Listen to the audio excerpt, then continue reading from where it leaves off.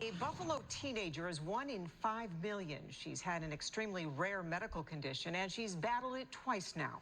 Fox 9 first reported her story 16 years ago when she was a toddler.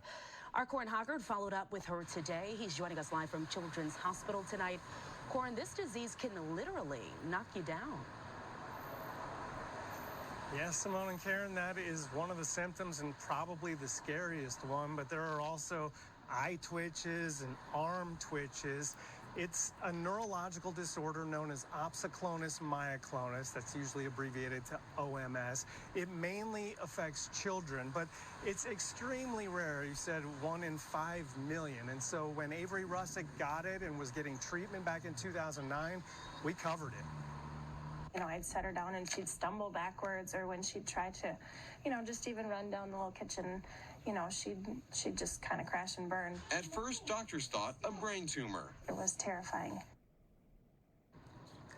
Absolutely terrifying, but they did get that treated, and it basically all the symptoms disappeared by the time she was 3, thanks to some very strong autoimmune treatments. Okay, Corin, but it didn't go away forever. So what happened here? What's the latest on her situation?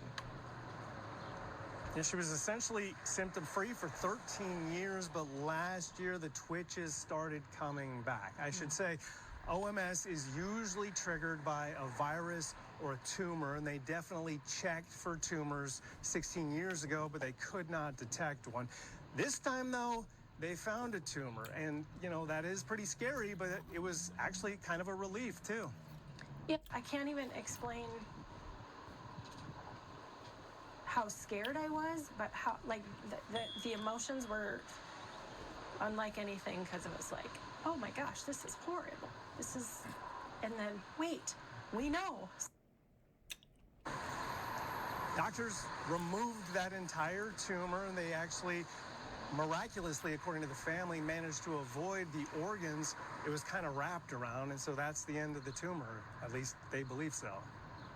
Yeah, so it sounds like they have some sort of comfortability knowing at least that part, Corin. So is that maybe the end of the fear, or what happens now?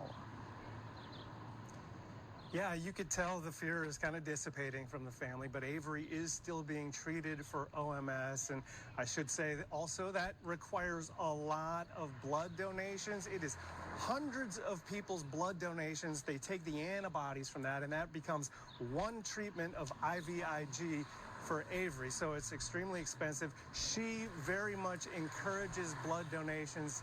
We'll hear that, and we'll hear a lot more from her coming up in our 6 p.m. newscast. Yeah, wow, just a long journey for really her. long. Thank you so much, Corin. All right, thank you, Corin.